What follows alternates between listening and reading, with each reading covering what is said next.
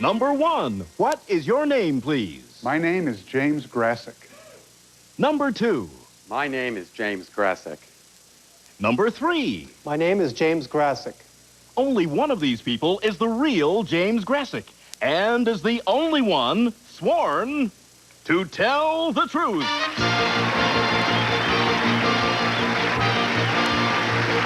Now let's meet our panel. Co-star of Murder, She Wrote, Mazak. From head of the class, Khrystyne Haje. Author, actor, and composer, Steve Allen.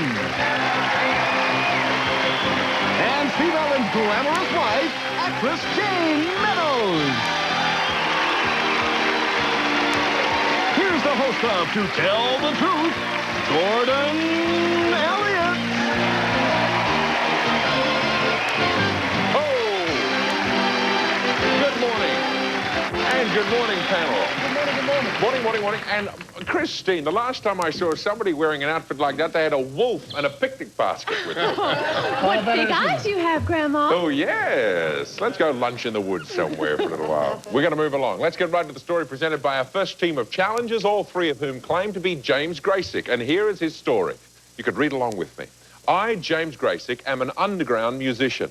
For 20 years, I've been playing the violin in New York City's subway and train stations. When I started playing, I made $10 within the first 5 minutes. The massive subway system soon became my workplace. On many occasions, my listeners have missed their trains while taking in the final strains of a sonata by Schubert or Bach.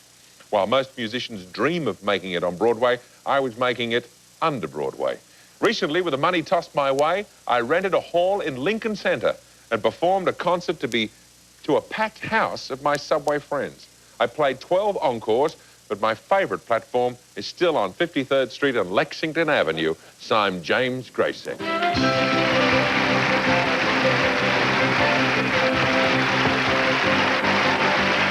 Welcome, gentlemen. We'll find out more about these subway superstars right after this.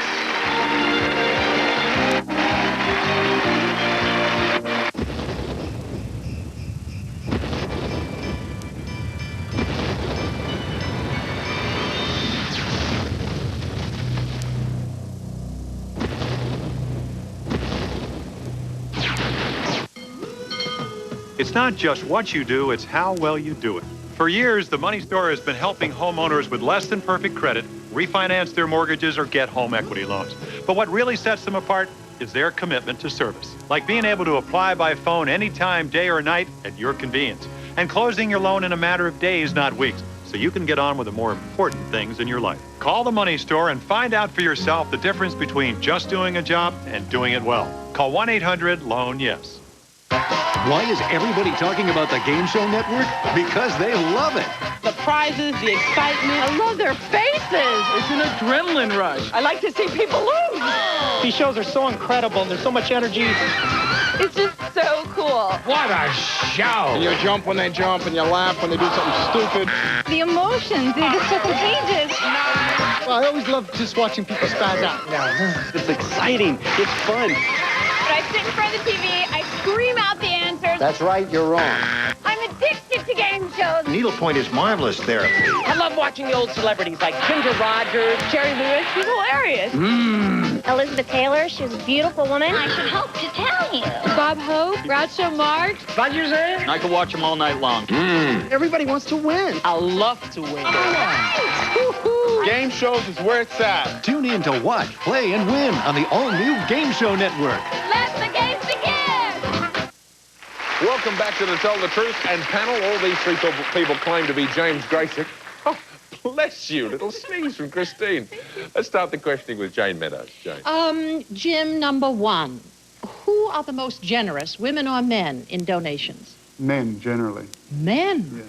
Yes. Number 2, Jim, number 2. What time of day is the best for getting donations?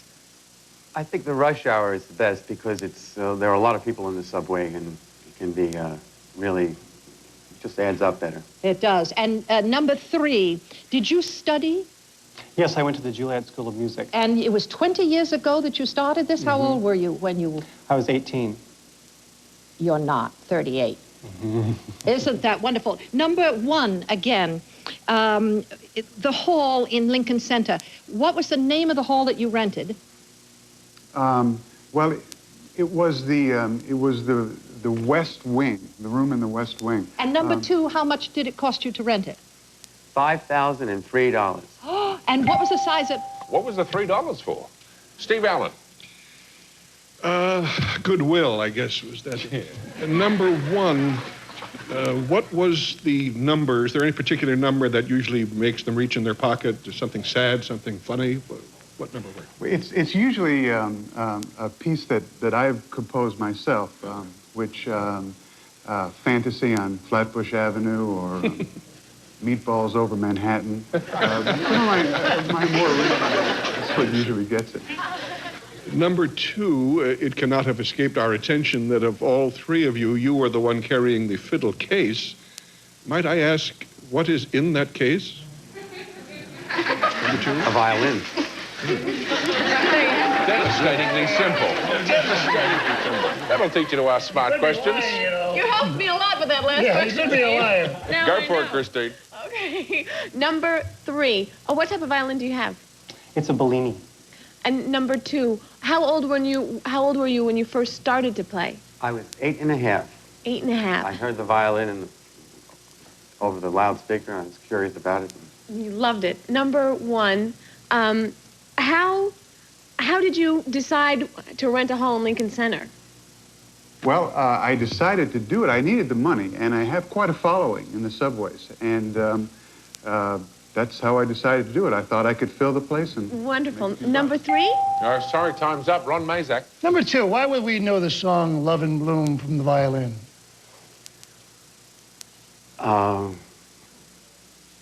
That was the song that I do get requests for it.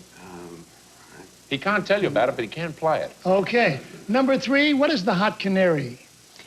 I really don't play popular songs, mostly just classical. Number one, how many people walk up to you with that joke? How do you get to Carnegie Hall? Practice? Pardon me? How do you get to Carnegie Hall? Practice. How do I get there to practice? Am I having a lot of fun here? Yeah, vaudeville isn't really suffering from the loss of you, I think. Time's up, panel. Time to vote for either number one, number two, or number three. Our team of challengers will receive $500 for each incorrect vote with a guarantee of $1,000. And if the panel is filled completely, the team of challengers wins $3,000. And panel, if you're ready to cast your ballots, let's begin with the lovely Jayne. Well, number one stuttered a little bit on, you know, where in Lincoln Center. And number three looks like a violinist, but I think that's to throw us off. I'm voting for number two. Okay. Looks like a man who spent a lot of time underground. Yeah, exactly. Okay. Steve. That fact that he has the violin case is still nagging at me. But are you sure that's better, Steve? No, I'm easily nagged at anyway. I think that might have... No offense. I just got it. How dare you? I didn't even dare. I can't believe that they would be that obvious. My eyeglasses are falling off as you Yeah, that's know right. that. That's Yes, okay. dear. My pants are falling off. Doesn't matter. I think it's number one because I think you'd have to have a little sense of humor to do this crazy a thing, and I think he has that. So, number one. Number one. Khrystyne Haje. I'm torn. One of my dearest friends is a violinist. I wish you were here. Goodness, I can't really decide between one and two, but I'm going to go with two. I think he'd play the subway very well. Okay. I've never heard that tune, but if you hum it, I'll pick it up. Yeah. Subways are for sleeping. And Steve, you should know from our neighborhood in Chicago that you can carry other things in a violin case, especially on St. Valentine's Day. We'll see. Number one got me confused because he said he needed the money, and yet he would pay $5,000. And he also was wearing a ring and a watch that I don't know he would have that long in the subways in New York. And number two, Love and Bloom was Jack Benny's great theme song. And number three, I just feel you like hanging around in subways. You meet some nice people there. Okay. There you go. As you can see, the votes are in. 1 vote for number one, 2 votes for number two, 1 vote for number three. And now it's time to find out who the real violinist from Down Under is. Will the real James Graysick please stand up and play? You did it, Jayne, Khrystyne. The women's vote. Now, James is going to play for us for a while, but while he gets ready, we'll meet the imposters. Number one vote. What's your real name and what do you do? My name is David Heisler, and I teach economics and U.S. history at Polytechnic High School in Sun Valley, California. Congratulations. Number three, what's your real name and occupation? My name is Victor Ernst, and I'm a waiter on a cruise ship in Los Angeles. Oh, really? Now, James, what do you usually play on the subway? Well, if I have a lot of time, I can go through maybe a fugue by Bach or a nice popular song. Right. I get a request, but if there's not much time, which there probably isn't now, I play a quickie, something like a little Mozart. Huh.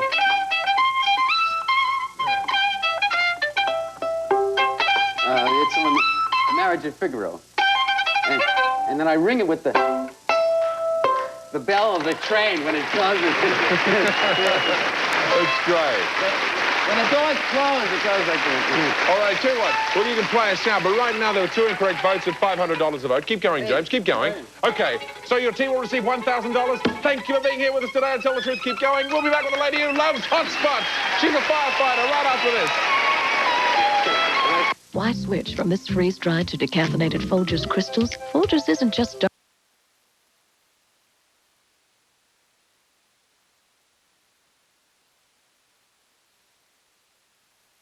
They'll fit all your rotary tools and our unconditional money-back guarantee, all for only $12.98. Order now.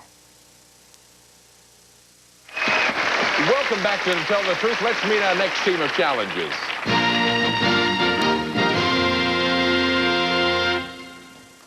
Number 1, what is your name, please? My name is Brenda Tracy.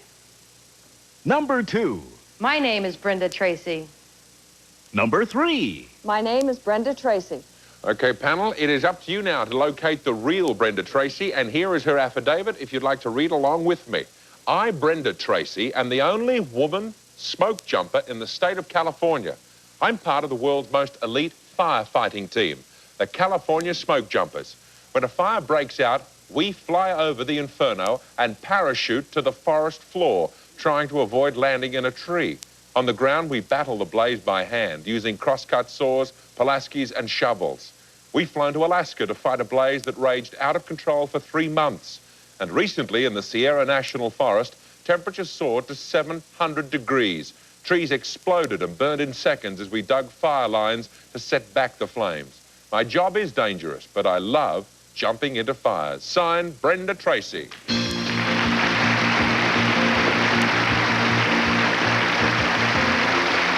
Welcome, brave woman and 2 imposters, whoever that may be. Let's start the questioning with Ron Mazak. What is a pole axis, number 1? What is that Pulaski? word? Pulaski. Yes. What is that word? It's got a grubbing end on one side and an axe-like end on the other. Number 3, what is the number 1 cause of forest fires? Lightning. Lightning. Yeah. Number 2, in California, what's the worst season for fires? July to September. July to September. And when so obviously, number 1, you had to have parachute jumping. Where did you take your training? Redding, California. Where? Redding, California. Redding, California. That's up north. Khrystyne. Number 2, what inspired you into this career? Well, I fought fires for 4 years, and then it was just another challenge, just something more adventurous. Number 3, you said elite. How many of there are you? In the whole United States, there are just under 400, I think 382, but only 13 women. Yay. Yeah. Number 1, what's the most harrowing experience you've had personally? Parachuting? Yeah, parachuting into the fire. What was the most scariest? The worst one was on a practice jump. I landed in a tree. I got picked up by the wind and taken across the jump spot and landed in a tree. Ouch. Number 3. Steve, never mind. Yes. You mentioned you use Pulaskis and Tomaszewskis and all those interesting tools. What is the weight of the tool? You have them in your arms, obviously, as you jump out, right? Or strapped to you somehow? Number 1? No, you don't jump out with tools. They throw them to you afterwards. Ah. After you're already on the ground. So you don't come down too fast. Number 2, do you carry any foods with you when you jump? On my person, in my PG bag, I carry enough food for 3 days, but in one of the cargo boxes, there's enough coming down to last 5 days. I see. Number 3, what are the... Sorry, Steve, got to move along to your wife, Jayne Meadows. Number 1, who hired you for this job? The U.S. Forest Service. And why are you the only one? I was the only woman that could pass the physical test this year in California. I see. And number 2, what is the physical test for this job? We have to be able to run 1.5 miles in less than 11 minutes. We have to do 25 push-ups, 50 sit-ups, 7 chin-ups, and be able to carry a 100-pound pack on our back for a couple miles. Number 3, what city in Alaska did you go to fight this fire? Oh, that was the Tok fire. The Tok? T-O-K, Tok, Alaska. I see. Are you paid the same as a man for your job? Absolutely. Jumping into flaming infernos. Time's up, panel. Time to vote for either number 1, number 2, or number 3. Our team of challengers will receive $500 for each incorrect vote with a guarantee of $1,000. And if that panel is filled completely, the team will receive $3,000. And panel, you're ready to cast your votes. We'll start with Ron. Well, I first of all, whoever you are, I have great admiration for you. Great respect. I eliminated number 2 because I would think around fires, her hair might be a little bit too long, and it would be a little challenging for that. And I eliminated. Put it up? Well, no, I. Well, Okay, all right, never mind. What do you have a lot of time? I'll tell you, I eliminated. It came down between number 1 and number 3. I went with number 1 because while they were being introduced, I noticed that she stood with great discipline and regimentation, and I think that's what you need in order to fight a fire is to be able to be disciplined. Miss Lansbury would be proud of this detective work, Ron. I just find him. She figures him out. Khrystyne. Well, I was between, I grabbed the one. I was between number 1 and number 3 as well. But every time we paid a compliment to this brave woman, number 3 was just so happy about it. And when I asked what inspired number 2, she sort of laughed. Either she was glad I hadn't asked her, or she was remembering what it was. So I went with number 3. Okay, Steve. I find my thinking on this very confused. All 3 are very convincing. It obviously, in a sense of what's obvious, seems like 1 and 3. So for no other reason than being perverse, I'm going to vote for number 2. Now, with that thought in mind, let's go to his wife. Well, Jayne. I'll tell you, the physical test is what got me. And number 1 and number 3 look very strong. They look stronger than you, number 2. You look more... Dainty! Yes. So I think I'm going to go with number 1. She has very strong hands to do the shoveling and the... This will be fascinating. 2 votes for number 1, 1 vote for number 2, a perverse vote, but a vote nevertheless. And a vote... None of them is it? Come on, none of them is it? It's none of them. I'm the firefighter. Okay, and 1 vote for number 3. Now let's find out who the real fire extinguisher is. Will the real Brenda Tracy please stand up? Yes.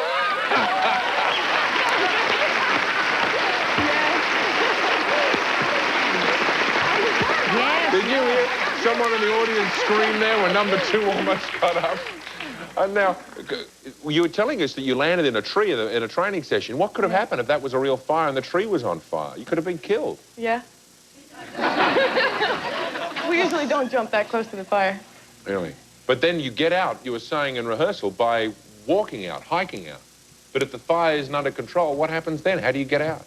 Oh, you don't leave until the fire is out. Until the fire is out. Well, Or unless it gets too big and somebody else has to come in and relieve you or help you. Well, But usually they're small lightning fires. have you ever read Dante's Inferno? No. No. I don't think you'd have time either. Busy job. Yeah. Congratulations. Let's find out about the other imposters. Number 2, 1 vote. You look strong to me. What's your real name and occupation? My name is Lisa Costanza, and I'm a student at Cal State Long Beach, and I can do push-ups and sit-ups. Number 3, your real name and occupation. My name is Babs Lindsay, and I do nude modeling for art classes. Hey, Babs. Well, there were 2 incorrect votes at $500 a vote, so your team will receive $1,000. You didn't even have to take your clothes off for it. Thanks for being here today to tell the truth. And we'll be back to play one-on-one with someone from our studio audience after this.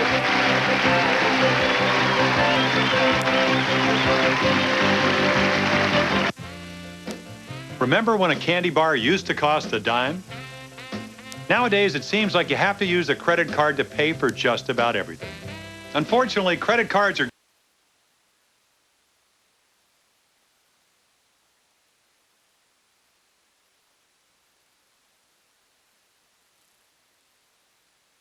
to number 3. See your favorite stars on Game Show Network.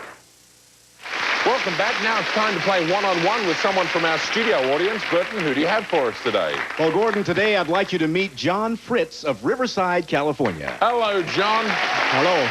Welcome. Thank you. John, here's your chance to play one-on-one. I'm going to introduce you to a lady with 2 stories, Tammy Wolf. Welcome, Tammy.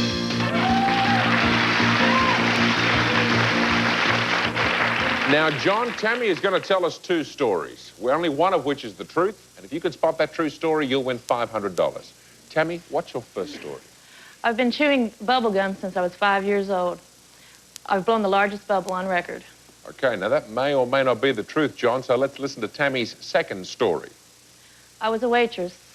As a tip, I was given a scratch-off lottery ticket. When I scratched it off, it was worth $10,000.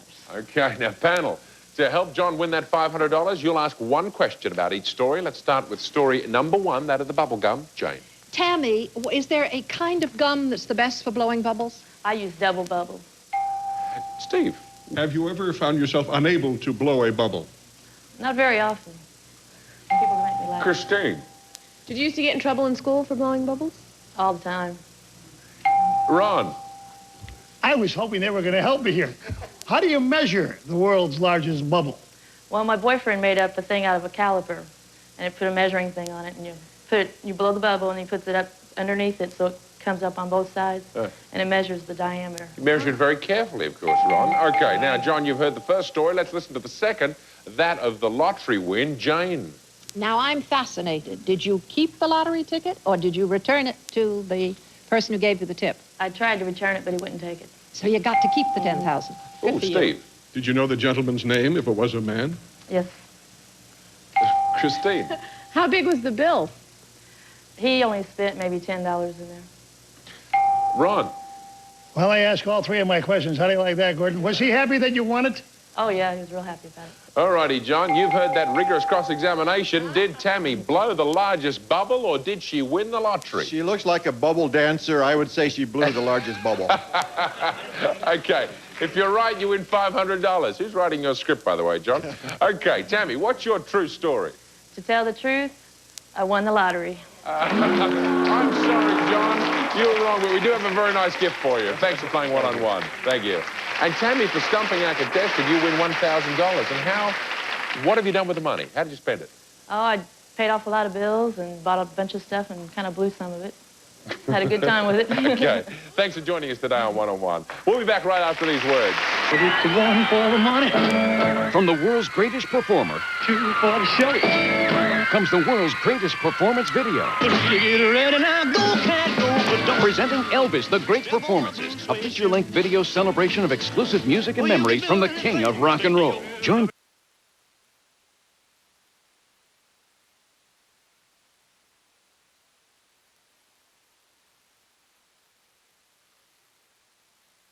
I ain't have to say nothing. He described it to the T. Can I get the number I want to call now when I get home? You heard it yourself? Now try it yourself. Get your real reading from real psychics. Make the free call now. Call 1-800-340-7796. Okay, that panel, that's it for this edition of To Tell the Truth. Play us out with California. Here I come, James. We'll see you again next time.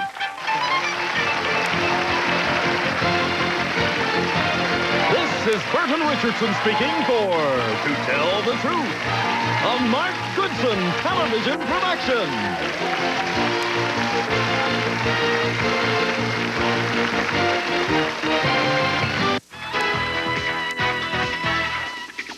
You're watching Game Show Network.